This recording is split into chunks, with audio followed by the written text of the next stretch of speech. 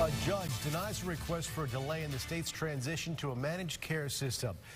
It'll go live Friday as planned. Thanks for joining us tonight at 10, everybody. I'm Bob Clausen. And I'm Ashley Ketz. The system changes how Medicaid is billed for services to 40,000 Arkansans with severe mental illness or developmental disabilities. KRK4's Jessie Tenor was at this 7-hour hearing today. She joins us now in the studio with the debate. Jessie?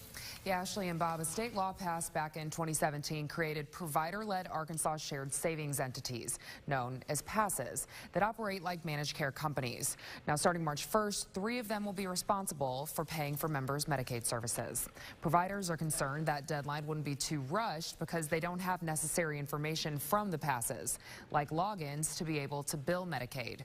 Providers argued it creates sort of a domino effect. They wouldn't be paid for the services rendered, and then over time they wouldn't be able to offer them, which they say would mean the vulnerable population they serve would be thrown out on the streets, go to jail, or to the hospital.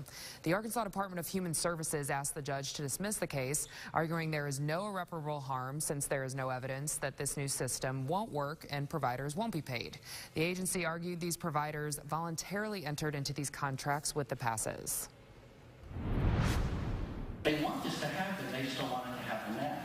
And I suspect it has more to do with their readiness than our readiness. No.